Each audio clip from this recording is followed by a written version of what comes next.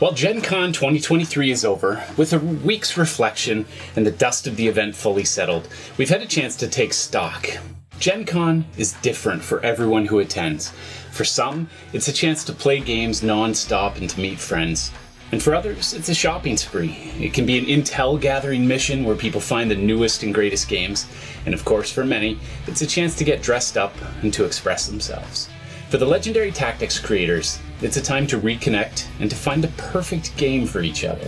It's a holy grail seeking mission. Our goal is to find the perfect game for one another. These are our birthday and Christmas presents to each other. So we ended up getting 6 games, actually 7 this year, 2 apiece. So with a world of games to choose from, what did we bring home? I'll take you through our choices and our rationale, and also the important lesson that Gencon taught me, here on Legendary Tactics. This year, the Legendary Tactics creators attended the event for the first time since 2016, and other than the new food truck location, the con really hadn't changed much. The primary difference was that we weren't so overwhelmed by the sheer volume of gamers and games, and as I looked around, I couldn't help but notice that the people were equipped with massive board game-sized backpacks, as their owners were preparing to fill their board game sacks and stock up their board cupboards for the next year of gaming. People carried troves of games around with them in a seeming competition to buy as many as their increasingly depleted bank accounts would allow. So why do we do this? Is it like an auction sale where we get caught up in the bidding? Do Genconians get home and instantly regret their spontaneous purchases? Will they ever really give all these games the time they need and deserve? Or will the games sit on their shelves until someday there's no room left and the inevitable purge will wash them away? I think there's another reason. Let me explain our personal choices on the channel here, and then I'll tell you why I think we do this. I was really surprised by the games Cax wanted this year. We've recently been dabbling in role-playing games, from Avatar Legends to our role-playing version of Mr. President here on the channel. So his objective was to find the perfect RPG.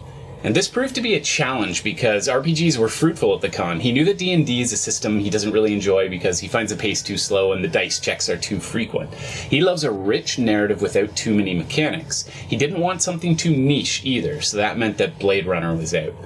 He's had a little too much of the Lord of the Rings games, though he got quite a few photos with Lord of the Rings characters, so that was out too. Star Trek, My Little Pony, not his bag either, so he settled on Marvel Multiverse, the role-playing game. And on the car ride home, we figured out the basics of the system. It was pretty simple, and we did a mock scenario. 1 game down, 5 to go. For his second game, Cax bandied about with Davy Jones' The Kraken Awakes and Dragon Bond Lords of Valhalla, but instead he decided on a tactile game that he saw back in 2016. Clask. I was surprised with the wealth of games at Gen Con that this was his choice, but just as I was thinking about what game he wanted the most, he was thinking about what game his family would enjoy the most.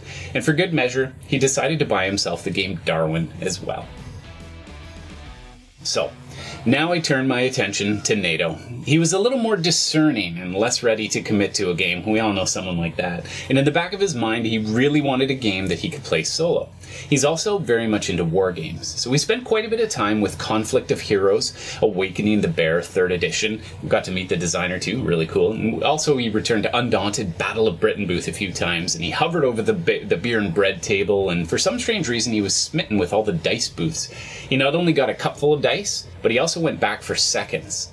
And surprisingly, he didn't want to bring home the new edition of Acquire, one of his favorite games. Instead, from Cax, he settled on 2 cheaper games, Beer and Bread, which had a viticulture-esque feel, and Watergate. Together they made up a full game, but for me he decided that he would get Legendary Encounters, The Matrix! And he loves both the film and the original Legendary Encounters, an alien deck-building game.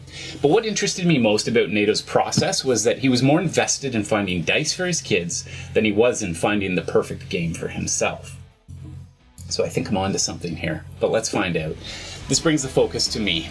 I came to the con with 2 games in mind that I knew would get immediately if I found them. The first was The Legends of Andor Eternal Frost. I don't have a copy here. The bad news is, other than the demo copies, they didn't have the game for sale at Gen Con. And this was a game that I really enjoyed playing with my family. Likewise, Moonrakers was a head-to-get at a reasonable price kind of game, and when I saw the IV Studio booth, well, I had to get it. So thanks, Nato. And this one is really popular with my family, and it has all the elements I love in a game. game. Negotiation, upgrading your ship, sci-fi theme, nice components. And for a second game, well, from CAX, it took the entire con to decide. I was really keen on Last Light, but I was a little cost prohibitive. They only sold 30 copies per day, and the new edition of Diplomacy was a super disappointment for me. Nothing in that edition was an improvement over my self-made Ultimate edition of the game. Call of Duty piqued my interest, but I thought it wouldn't have enough replayability. So in the final minutes of our time at Gencon, I went back to get Davy Jones's Locker, The Kraken Awakes. It's a game that reminds me of Jaws. It's played in 2 acts. The first act is tooling up, leveling your ship, working with other players to collect bounty, and the second part of the game is the battle with the Kraken. Ultimately, this is a game that I know my family will enjoy. So while my first impressions of Gen Con were that this is just a materialistic, self-indulging second Christmas, when I looked at our own motivation for buying games, I reconsidered. Each of the LT creators, independently from one another, were heavily weighing who they would be playing these games with and how these games would bring their family and friends together. So this time, when I looked at the giant board game bags and thought about the future chiropractic needs of their carriers, I thought, perhaps they were likewise gathering the tools they need to deepen friendships through shared gaming experiences. And maybe we are all just purveyors of fun.